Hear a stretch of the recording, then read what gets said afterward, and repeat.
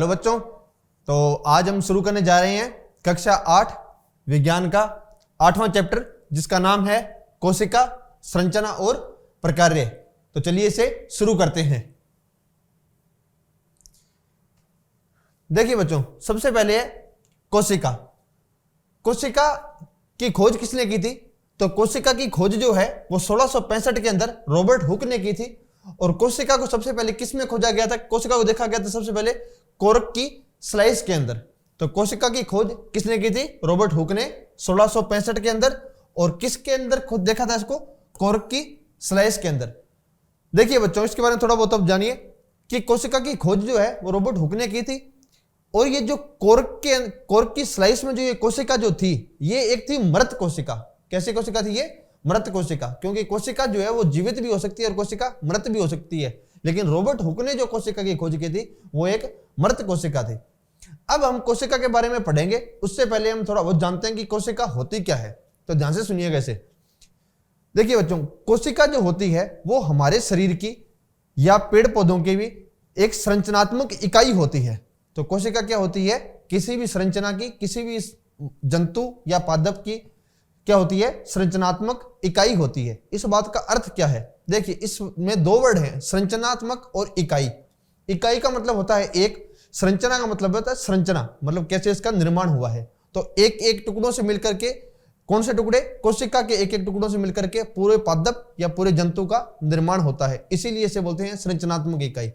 जैसे मैं आपको उदाहरण के माध्यम से बताऊं, जैसे एक जो दीवार जो होती है, उस दीवार का निर्माण जो है वो ईंटों से मिलकर के होता है। तो उस दीवार के लिए जो एक ईंट जो होती है वो बन जाती है उस दीवार की संरचनात्मक इकाई। और ऐसी ही एक एक ईंट जोड़ करके लगातार जो है पूरी दीवार का निर्माण हो जाता है। उसी प्रकार से मानव शरीर या जंतु का या पादपों का जो शरीर का निर्माण जो है वो किस प्रकार से हो जाता है? एक एक कोशिका के जुड़ने से। तो इसीलिए कोशिका जो होती है उसे पादप या जंतु की क्या बोला जाता है? संरचनात्मक इकाई। और इस कोशिका की खोज जो है वो किसने की थी? 1665 के अंदर रॉबर्ट हुक ने की थी। कोशिका जो है, सजीवों में कोशिका मूलभूत संरचनात्मक इकाई है। सजीवों में कोशिका की संख्या, आकृति और साइज में विभिन्नता होती है। कोशिकाओं की संख्या, देखिए कोशिका की संख्या जो है वो क्या होगा कि अलग अलग शरीर के हिसाब से या अलग अलग संरचना के हिसाब से कोशिका की जो संख्या जो है वो भी क्या होगी? अलग अलग होगी। जैसे मान लीजिए किसी बच्चे का जो शरीर का आकार जो होता है वो छोटा होता है, तो इसलिए क्या होगा? बच्चे के अंदर कोशिकाओं की संख्या क्या होगी? कम होगी। और उसी प्रकार से किसी वयस्क का जो शरीर जो होता है वो बड़ा होता है, तो उसमें कोशिकाओं की संख्या क्या होगी? ज्यादा होगी। ये सेम वही बात है, जैसे मान लीजिए कोई एक छोटी दीवार है तो उसमें क्या होगी? ईंटों की संख्या कम होगी। और कोई एक बड़ी दीवार है तो उसमें ईंटों की संख्या ज्यादा होगी। तो कोशिका की संख्या जो है वो क्या होगा कि उसकी आकार और आकृति से डिसाइड होती है कि कैसी कितनी उसके अंदर कोशिकाएं होंगी। और कोशिका जो है यदि एक से ज्यादा यदि किसी जीव में होती है तो उस जीव को हम बोलते हैं बहुकोशिकीय जीव। और यदि किसी जीव के अंदर कोशिका सिर्फ एक ही होती है, जैसा हमने पहले पढ़ा था अमीबा के बारे में, अमीबा जो होता है उसमें सिर्फ एक ही कोशिका होती है, अर्थात संपूर्ण जीव का निर्माण मात्र एक कोशिका से होता है। तो ऐसे जीवों को हम बोलते हैं एक कोशिकीय जीव। एक कोशिकीय जीव जो होते हैं वो सेम वही कार्य, सारे कार्य कर सकते हैं जो कोई बहुकोशिकीय जीव करता है। तो यही इसमें लिखा हुआ है कि वह जीव जिनका शरीर एक से अधिक कोशिकाओं का बना होता है बहुकोशिकीय कहलाते हैं। एक कोशिका वाले जीवों को एक कोशिकीय जीव कहते हैं। एक कोशिकीय जीव भी वह सभी आवश्यक क्रियाएं करता है जो बहुकोशिकीय जीवों द्वारा की जाती है। तो यह था कोशिकाओं की संख्या के बारे में। चलिए आगे बढ़ते हैं। देखिए कोशिका की आकृति। तो कोशिका की आकृति कैसी होती है? देखिए कोशिका की आकृति गोलीय हो सकती है, चपटी गोल हो सकती है या लंबी हो सकती है। कुछ कोशिकाएं लंबी होती हैं जिनके दोनों सिरे नुकीले होते हैं। कुछ कोशिकाएं शाखान्वित होती हैं, जैसे तंत्रिका कोशिकाएं। तो कोशिका का आकार जो है वो किसी हमेशा फिक्स नहीं होता कि हमेशा कोशिकाएं जो है वो एक समान आकार की होंगी। कुछ कोशिकाएं गोलीय भी हो सकती हैं, कुछ चपटी गोलीय भी हो सकती हैं, कुछ कोशिकाएं आकार में लंबी भी हो सकती हैं। जैसे इसमें उदाहरण के माध्यम से बताया गया है कि एक तंत्रिका कोशिका के बारे में। तो तंत्रिका कोशिका जो है वो क्या है? शाखान्वित भी हो सकती है, जिसके अंदर अलग अलग शाखाएं निकली रहेंगी। तंत्रिका कोशिका क्या कार्य करती है? तंत्रिका कोशिका संदेश प्राप्त कर उनका स्थानांतरण करती है जिसके द्वारा यह शरीर में नियंत्रण एवं समन्वय का कार्य करती है। कोशिका के विभिन्न संघटक एक झिल्ली द्वारा परिबद्ध होते हैं। यह झिल्ली पौधे एवं जंतुओं की कोशिका को आकृति प्रदान करती है। पादप कोशिका में एक अतिरिक्त आवरण होता है जिसे कोशिका भित्ति कहते हैं। इसे देखिए क्या लिखा गया है इसमें। क्या होता है कि कोशिका जो होती है उसके बाहर एक आवरण रहता है। कोशिका के बाहर एक आवरण रहता है जिसे हम जंतुओं में बोलते हैं क्या, कोशिका झिल्ली। अब क्या होता है, पादपों के अंदर इस आवरण के बाहर एक और आवरण पाया जाता है। ध्यान से समझिएगा मैं क्या बोल रहा हूं। पादपों के अंदर कोशिका जो झिल्ली जो होगी, अर्थात कोशिका के बाहर का आवरण जो है उसे हम कह रहे हैं कोशिका झिल्ली, और पादप कोशिका के अंदर इस झिल्ली के बाहर एक और आवरण पाया जाता है जिसे हम कहते हैं कोशिका भित्ति। अर्थात पादप कोशिका के अंदर कोशिका झिल्ली के बाहर एक और अतिरिक्त आवरण पाया जाता है जिसे हम कोशिका भित्ति कहते हैं।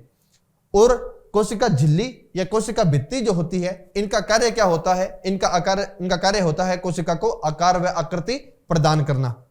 यह सेम वही बात है जैसे हम जिस प्रकार के हम कपड़े पहनते हैं बाहर से, उसी प्रकार की हमारी संरचना जो है वो दिखाई देती है। तो उसी प्रकार से है कि जिस प्रकार से जैसे उनके बाहर का आवरण होगा वैसे ही उनकी आकार और आकृति होगी। तो कोशिका झिल्ली और कोशिका भित्ति का कार्य क्या हो जाएगा, कोशिका को आकार व आकृति प्रदान करना। तो यह था कोशिका की आकृति के बारे में। आगे बढ़ते हैं। कोशिका का साइज देखिए बच्चों, जैसे कोशिका का जो हमने देखा था आकृति के बारे में, तो कोशिका की आकृति जो है वो भी कोई फिक्स नहीं थी। वो गोलीय भी हो सकती है, चपटे गोलीय भी हो सकती है, वो लंबी भी हो सकती है। उसी प्रकार से कोशिका का जो साइज जो होता है, कोशिका का साइज भी जो है वो कोई फिक्स नहीं होता। कोशिका का साइज जो है वो भी कम या ज्यादा हो सकता है। जैसा कि इसमें बताया गया है, सजीवों में कोशिका का साइज 1 मीटर का 10 लाखवें भाग अर्थात माइक्रोमीटर या माइक्रोन के बराबर हो सकता है तथा अथवा कुछ सेंटीमीटर लंबा भी हो सकता है। तो यही मैंने आपको बताया कि कोशिका का साइज जो है वो बहुत कम भी हो सकता है, जैसे कितना 1 मीटर का 10 लाखवें भाग के बराबर, या फिर कुछ सेंटीमीटर भी हो सकता है। सबसे छोटी कोशिका का साइज 0.1 से 0.5 माइक्रोमीटर है जो जीवाणु कोशिका है। ये कोशिका सबसे छोटी कोशिका है।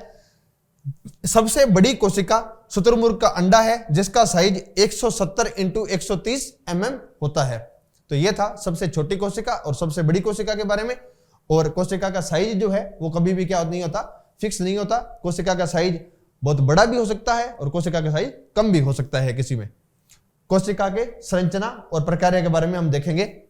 प्रत्येक अंग पुनः छोटे अंगों से बना होता है जिसे हम उत्तक कहते हैं। उत्तक एक समान कोशिकाओं का वह समूह है जो विशिष्ट कार्य करता है।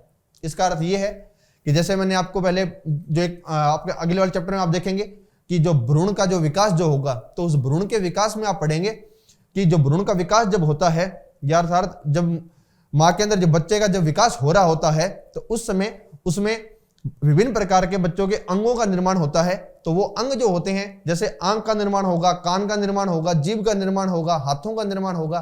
तो इसमें क्या होता है कि प्रत्येक अंग का अपना एक अलग कार्य होता है। प्रत्येक अंग का यदि एक अलग कार्य है तो इसमें क्या होगा कि एक समान कार्य करने वाली कोशिकाएं जो हैं वो एक समान अंगों का निर्माण करेंगी। तो यही होता है। तो एक समान कार्य करने वाली कोशिकाओं को जो समूह जो होता है उसे हम कहते हैं उत्तक, और उत्तक जो होता है उसी से किसका निर्माण हो जाता है बाद में, अंगों का। तो यही इसमें लिखा हुआ है कि कोशिका संरचना व प्रकार्य किस प्रकार से मिलेंगे हमें। प्रत्येक अंग पुनः छोटे भागों से मिलकर बना होता है जिसे हम क्या कहते हैं, उत्तक। और उत्तक जो होता है वो एक समान कोशिकाओं का वह समूह है जो एक विशिष्ट कार्य करता है। चलिए आगे बढ़ते हैं।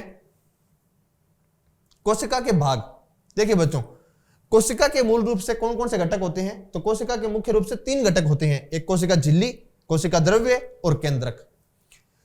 कोशिका की सीमा कोशिका झिल्ली द्वारा परिबद्ध होती है।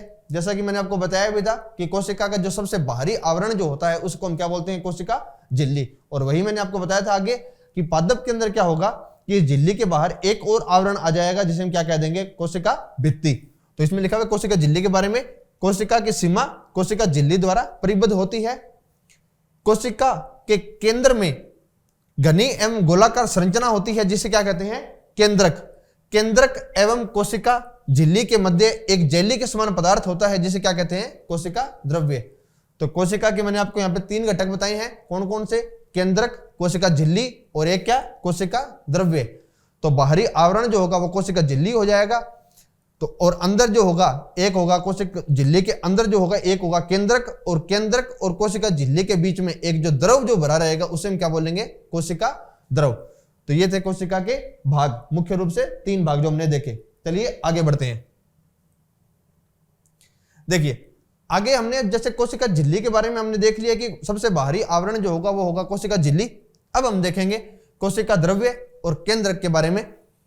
देखिए कोशिका द्रव्य के बारे में पहले बताया गया है, यह एक जेली जैसा पदार्थ है जो कोशिका झिल्ली एवं केंद्रक के बीच पाया जाता है।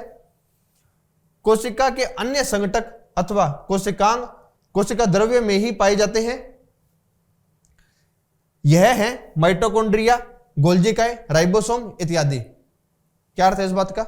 इसका अर्थ है कि कोशिका झिल्ली जो होती है और केंद्रक जो होता है उनके बीच में जो द्रव जो होगा उसको हम कहेंगे कोशिका द्रव। और कोशिका द्रव के अंदर बहुत सारे कोशिका के अन्य कुछ अंग होते हैं वो भी पाए जाते हैं। कौन कौन से हो सकते हैं वो? माइटोकॉन्ड्रिया, गोल्जिकाए, राइबोसोम, रिक्तिका इत्यादि बहुत सारे अंग होते हैं जिनका अध्ययन आप आगे आने वाली कक्षाओं में करेंगे। अभी के लिए सिर्फ आपको इतना बताया गया है कि कोशिका द्रव्य के अंदर बहुत सारे अन्य अंग भी पाए जाते हैं, जिसमें कौन कौन से हैं? माइटोकॉन्ड्रिया, गोल्जिकाए, राइबोसोम इत्यादि। आगे है केंद्रक के बारे में। केंद्रक सामान्यतः गोलाकार होता है तथा इसमें लिखा हुआ है सामान्यतः गोलाकार होता है, हमेशा गोलाकार नहीं होता है, सामान्यतः गोलाकार होता है तथा कोशिका के मध्य भाग में स्थित होता है। केंद्रक कोशिका द्रव्य से एक झिल्ली द्वारा अलग रहता है जिसे केंद्रक झिल्ली अथवा केंद्र का आवरण भी कहते हैं। अर्थात केंद्रक जो होता है वो भी क्या रहता है? कोशिका द्रव्य द्वारा एक झिल्ली से अलग रहता है। जो केंद्रक के बाहर का जो आवरण जो होगा उसके हम बोलेंगे केंद्र का आवरण। यह झिल्ली भी सरंध्र होती है तथा कोशिका द्रव्य एवं केंद्रक के बीच पदार्थों के आवागमन को नियंत्रित करती है।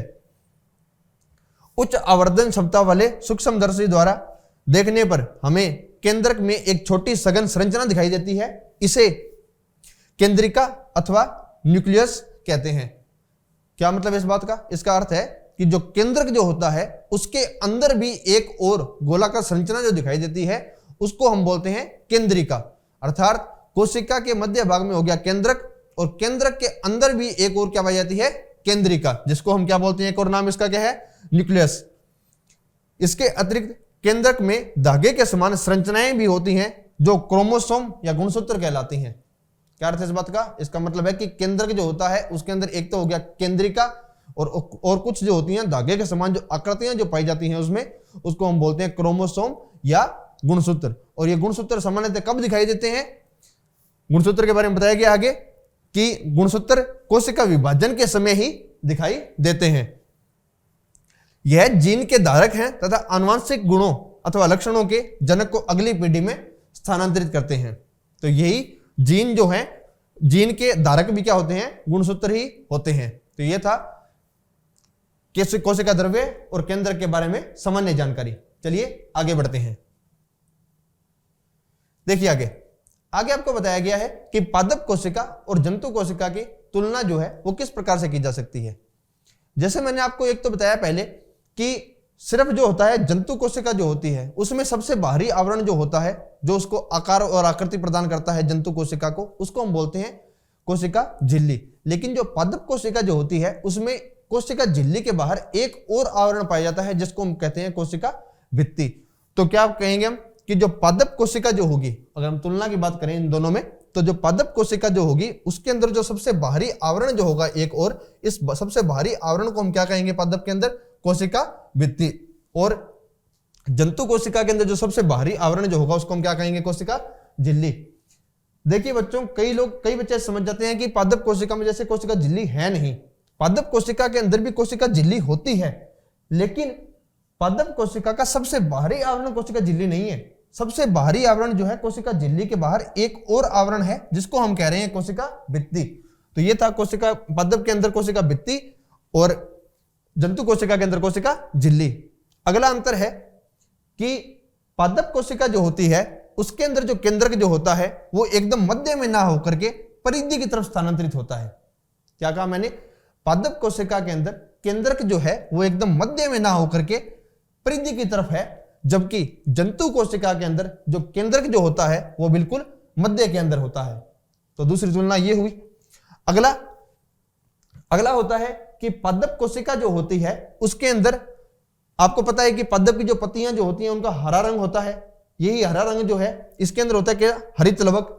तो क्या होता है कि पादप कोशिका जो होती है उसके अंदर हरित लवक पाया जाता है, जबकि जंतु कोशिका में हरित लवक नहीं पाया जाता है। तो ये थी पादप कोशिका और जंतु कोशिका की तुलना। आगे बढ़ते हैं।